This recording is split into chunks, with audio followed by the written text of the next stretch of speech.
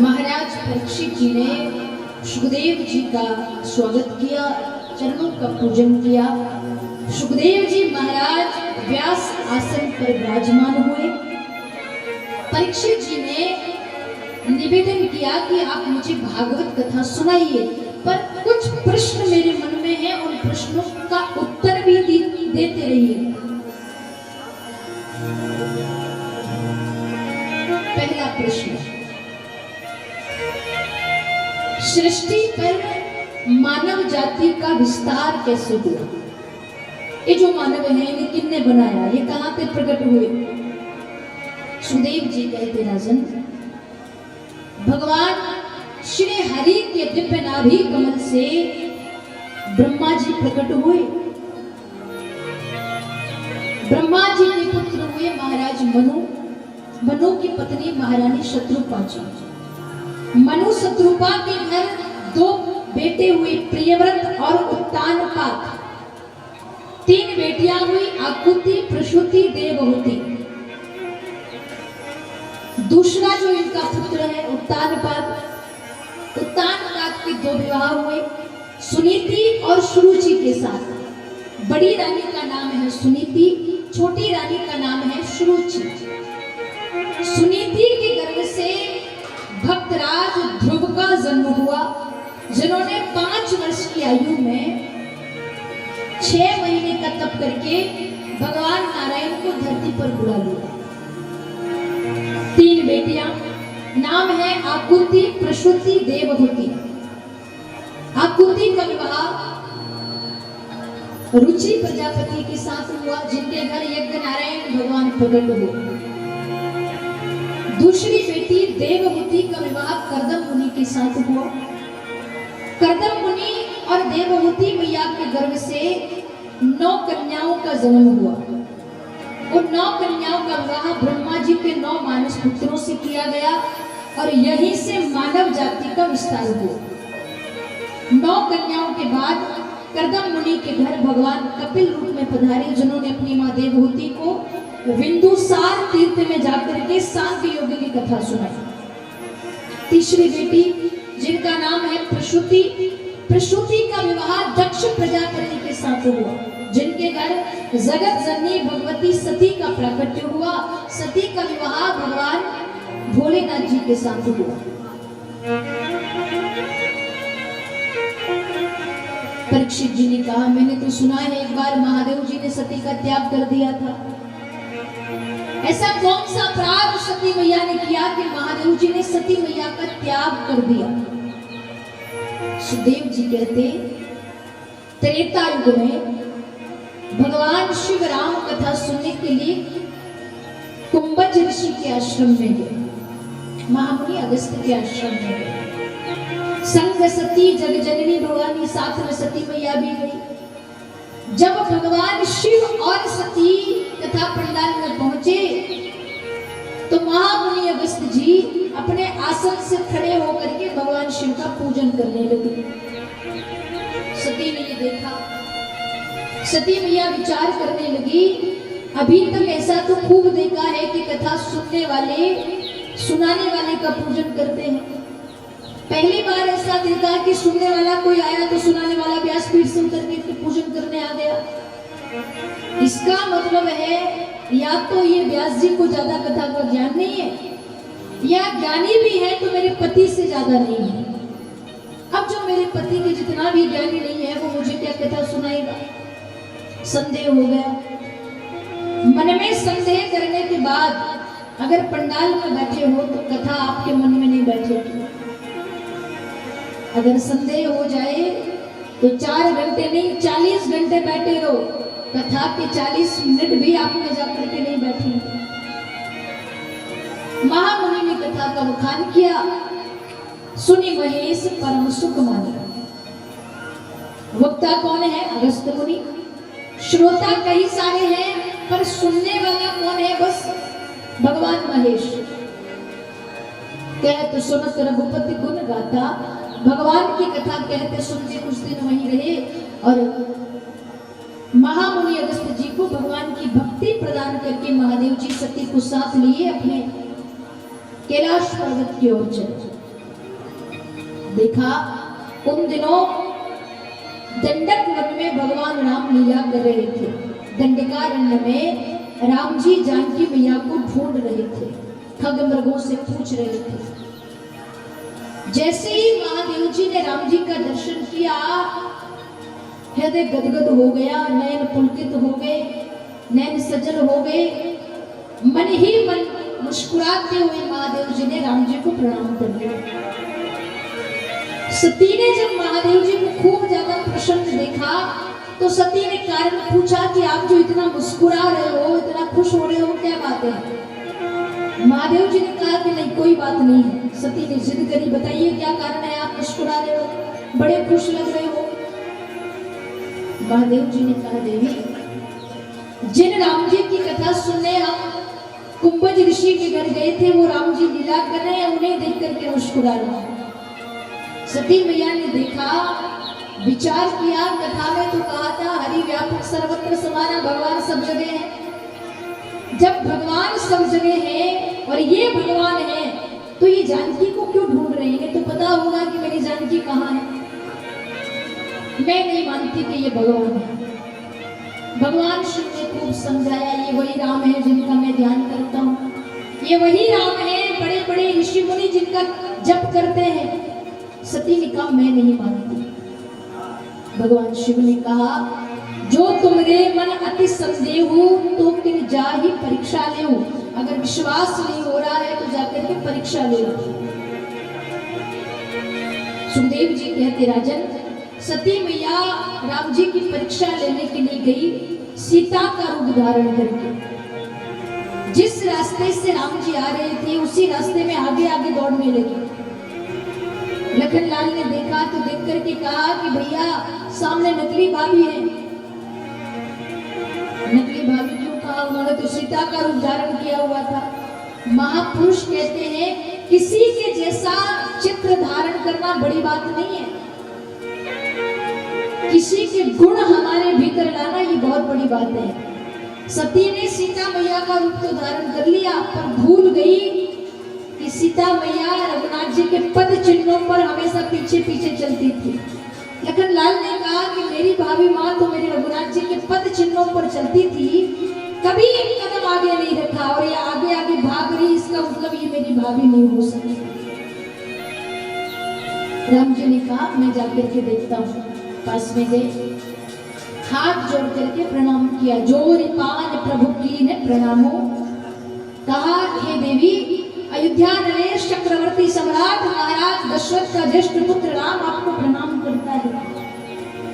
सती मैया विचार कर रही है, सीता का रूप धारण कर लिया फिर काय को प्रणाम कर रही। दूसरे ही क्षण भगवान राम ने कहा, कहो बहोरी कहाँ वृषकेतु, भगवान शंकर कहाँ है? दोनों में लड़ाई हुई है क्या? अकेले घूम रही हो? देवी अगर लड़ाई हुई हो तो भी अकेले मत घूमना। ये जो वन है ये मायावी राक्षसों से घिरा हुआ है। थोड़ी देर के लिए मैंने अपनी पत्नी को अकेले छोड़ दिया था, पता नहीं कौन चुरा के ले गया, उसी को ढूंढ रहा हूँ। जब सती को पता चला कि भगवान राम ने मुझे पहचान लिया तो सती मैया ने पुनः सती रूप धारण किया। हर तरफ दसों दिशाओं में राम जी का दर्शन होने लगा। थोड़ी देर आंखें बंद करके धरती पर बैठ गई, फिर महादेव जी के पास गई। महादेव जी ने पूछा, ले आई परीक्षा? तो सती ने झूठ कह दिया कि मैंने कोई परीक्षा नहीं ली। जिस प्रकार आपने प्रणाम किया था वैसे ही प्रणाम करके आई हूं। आपने दूर से किया था, मैं पास में गई। शिव जी ने विचार किया प्रणाम करना होता तो यही तो कर लेती, मैंने कितना समझाया। वहां गई थी तो कुछ ना कुछ तो किया होगा। ध्यान अवस्था में जाकर के देखा तो महादेव जी को ज्ञात हुआ कि सती ने सीता का रूप धारण करके राम जी की परीक्षा ली।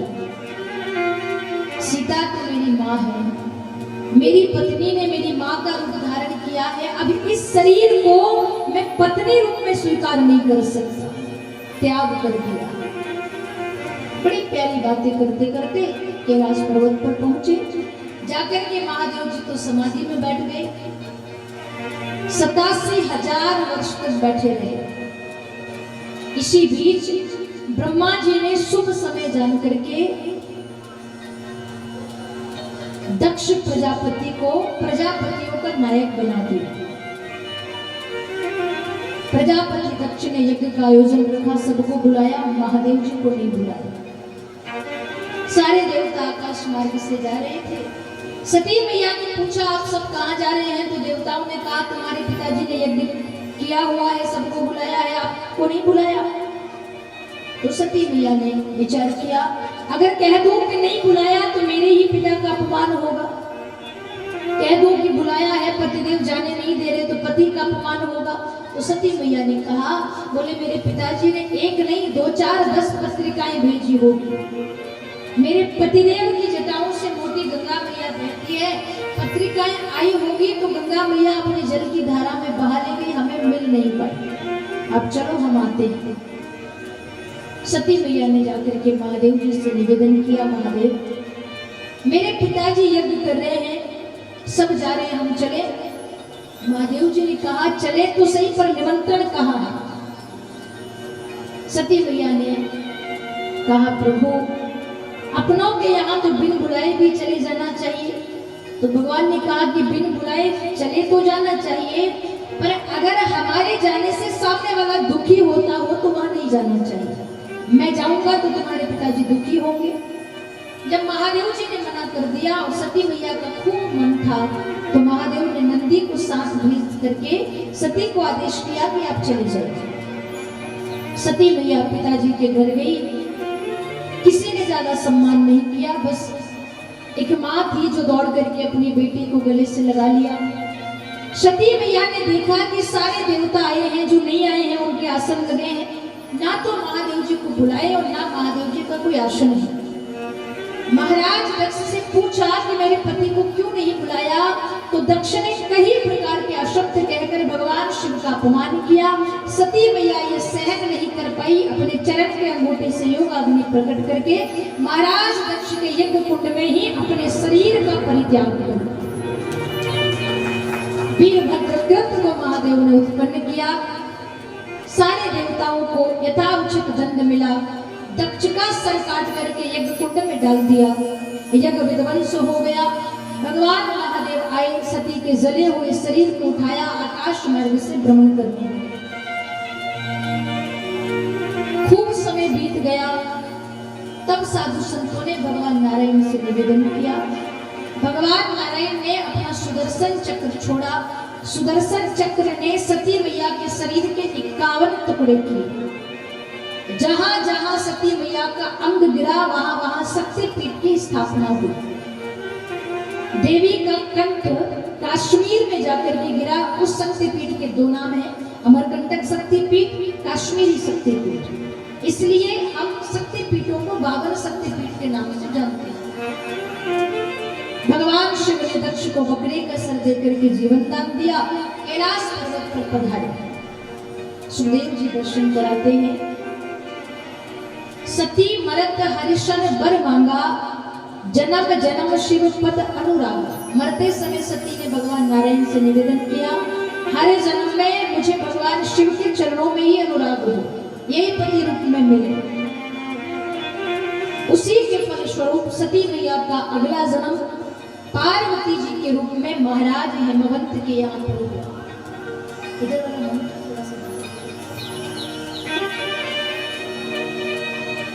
जब पार्वती जी थोड़ी बड़ी हुई, देव ऋषि नारद जी आए, हस्तरेखा देख करके वर का बखान किया।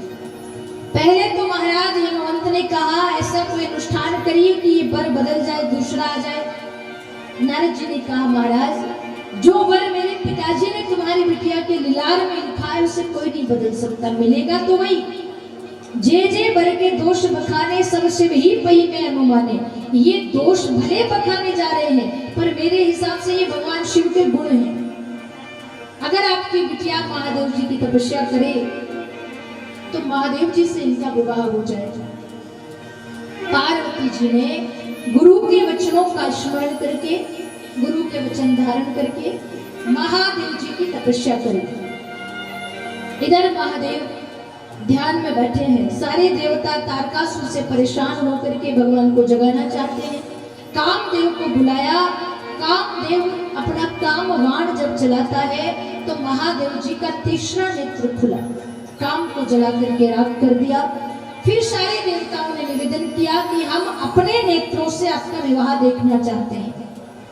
पार्वती जी आपकी तपस्या कर रही है। भगवान शिव ने सप्त ऋषियों को पार्वती जी की परीक्षा लेने के लिए पहुंचाए। पार्वती जी परीक्षा में सफल हुई। लगन पत्र महाराज हिमवंत ने कैलाश पर्वत पहुंचाया। ब्रह्मा जी ने लगन पत्र बांच करके सुनाया। जैसे ही तिथिवार सब पता चली, सारे देवता खुश होकर के नाचने लगे और महादेव जी के विवाह की तैयारियां करने लगे। सब अपने अपने वाहनों को सजाने लगे। देवराज इंद्र अपने हाथी को सजा रहे हैं, कुबेर अपनी पालकी को सजा रहे हैं, यमराज तो अपने भैंसे को सजा रहे हैं। सारी देवियां सज धज करके टीका टिक्का लगा करके तैयार हो रही है। देखा गया सब बाराती तो तैयार हो रहे हैं पर जिसका ब्याह है वो तो जहां था जैसा था वैसे ही बैठा है। महादेव जी की तरफ किसी का कोई ध्यान नहीं है। महादेव जी के दो गण नाम है श्रृंगी और भृंगी, दोनों महादेव जी के पास गए। बाबा ब्याह आपका है, सज सवर करके तैयार सब दूसरे हो रहे हैं, अगर आप कहो तो आपका श्रृंगार हम कर दें। महादेव जी जानते हैं ना जिसका ब्याह हुआ ना कभी ये बारात गए, दूल्हे का श्रृंगार कैसे करेंगे। मना इसलिए नहीं किया कि मना करूंगा तो इन्हें बुरा लग जाएगा। तो महादेव जी ने कहा ठीक है आप कर दो। शिव ही शंभुगण कीन श्रृंगार। एक ने दूसरे से पूछा ये बता दूल्हा होता कैसा है, क्या पहना है इन्हें। दूसरे ने कहा कि दूल्हा तो सोने का मुकुट पहनता है, तेरे पास है व्यवस्था। देखा तो सोने का मुकुट तो नहीं मिला। दौड़ करके गया, बट वृक्ष का दूध तोड़ करके लाया, एक दोने में रख करके लाया और उस बट वृक्ष के दूध से महादेव जी की जटाओं का बड़ा सुंदर मुकुट बना दिया। जटा मुकुट अहि मोर सवारा। मुकुट तो तैयार हो गया, अब क्या पहना है। दूसरे ने कहा कि दूल्हा तो सहरा बांधता है, मोर कैसा होता है, फूलों का बना होता है, लड़ियां लटकी होती है जिसमें दूल्हे का चेहरा छुपा रहे। गण गया फूलों की व्यवस्था देखने, कहीं फूल नहीं मिले तो महादेव जी के आसन के पीछे गया 20-25 पतले पतले सांपों को पकड़ के लाया। सारे सर्पों का फन ऊपर कर दिया, पूंछ नीचे की और लटका करके बांध दी, मोर हो गया। दूसरे ने कहा दूल्हा तो कुंडल भी पहनता है, बिच्छू उठाई बाबा के कानों में पहना दिए। दूल्हा तो माला भी पहनता है तो नरमुंडों की माला पहना दी। अरे सारा श्रृंगार हो गया पर दूल्हे के वस्त्रों की तो व्यवस्था है नहीं, दूल्हा तो शेरवानियां पहनता है। गणों ने कहा बाबा जिस आसन पे आप बैठे हैं थोड़े खड़े हो जाइए। महादेव जी खड़े हुए तो जिस मृगशाला पर बैठे थे वही मृगशाला बाबा को पहना दी। हो गया दूल्हा तैयार। एक ने कहा श्रृंगार तो हो गया, थोड़ा मेकअप सेकअप और हो जाता तो बढ़िया रहता। अब उस समय पाउडर पाउडर की व्यवस्था तो हुआ नहीं करती थी, एक गण गया शमशान से भस्म लेकर के आया, लाकर के महादेव जी के शरीर पर उस भस्म को पोत दिया। पोतने में और लगाने में कितना अंतर है? लगाने का मतलब है जितनी जरूरत है उतना लगा लो, अगर ज्यादा हो जाए तो कम कर लो। पोतने का मतलब है जितना हाथ में आया पूरा पोत लो और जैसा है वैसे ही छोड़ दो। अब विचार करके देखिए महादेव कैसे कर्पूर गौरम, कपूर जितने गोरे, करुणावतार, करुणा के अवतार हैं। कपूर जितने गोरे व्यक्ति के ऊपर जब राख पोती गई होगी तो स्वरूप कैसा लग रहा होगा। सब सज धज करके तैयार हो गए। भगवान विष्णु आए। भगवान विष्णु ने महादेव जी को देख करके कहा, भाई दुल्हा जितना सुंदर है बाराती उतने सुंदर नहीं है, तो एक काम करना, सब अपने अपने समूह को लेकर के चलना, कोई इधर उधर नहीं जाएगा। महादेव जी को पता चला कि भगवान विष्णु ने आदेश किया अपने अपने समूह का। महादेव जी विचार करें कि हम हमारे खासम खास लोगों को ले चले। ये देवताओं पर तो कोई विपदा आई होगी तब आए हैं, ये तो स्वार्थी है। वो बेचारे आठोयाम हमारे आसपास रहते हैं, भूत हैं, प्रेत हैं, पिशाच है, गंगनी है, संकनी है। अपने गणों को कहा जाओ अपने खासम खास लोगों को लेकर के आओ। आश्रम के पीछे जाकर के सभी ने एक साथ आवाज लगाई, हर हर महादेव। सारे भूत प्रेत इकट्ठे होकर के आ गए। महादेव जी को नंदी पर बिठाए, नाचते गाते सब बारात लेकर के जा रहे हैं। बड़ा सुंदर भाव है, सज रहे भोले बाबा। आइएगा सब मिल करके महादेव जी की बारात का आनंद लेंगे। और मैंने सुना है कि जो बाबा की बारात में नहीं नाचता है ना, अगले जन्म में उसे महादेव जी का खासम खास बनना पड़ता है। सब मिल करके आनंद लेंगे। निराले दूल्हे में मत वाले दूल्हे में, निराले दूल्हे में मत वाले दूल्हे में, सजे रहे भोले बाबा निराले दूल्हे में।